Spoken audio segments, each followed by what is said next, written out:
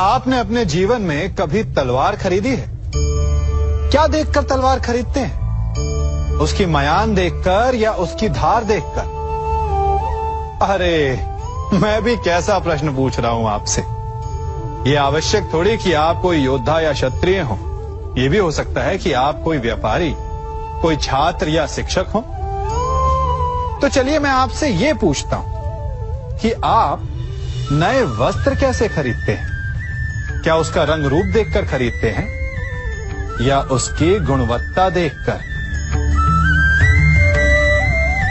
गुणवत्ता देखकर, है ना?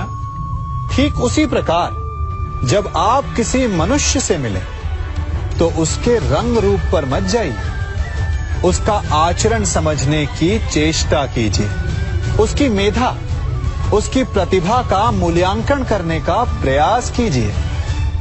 आपका जीवन बहुत ही सरल हो जाएगा।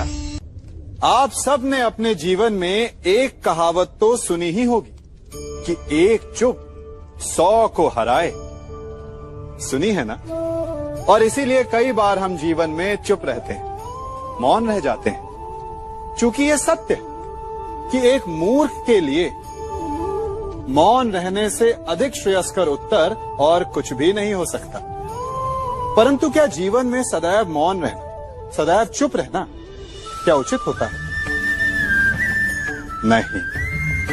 जहां पाप का बल बढ़ रहा, जहां छल हो रहा, वहां मौन रहने से अधिक गंभीर अपराध और कुछ नहीं हो सकता। मौन रहकर कदाचित आप समस्या से बच जाएं, परंतु आप संसार को समस्याओं में उलझा देते हैं।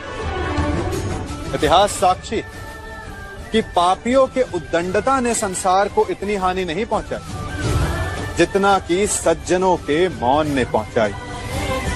यदि कोई मूर्ख बोल रहा है तो मौन रहना उचित है, परंतु यदि कहीं अपराध हो रहा, छल हो रहा, तो उठिए और विरोध कीजिए, क्योंकि आप भले ही न सही, परंतु आपकी आने वाली पीढ़ी इस पाप के दंड को अवश्य सहेगी।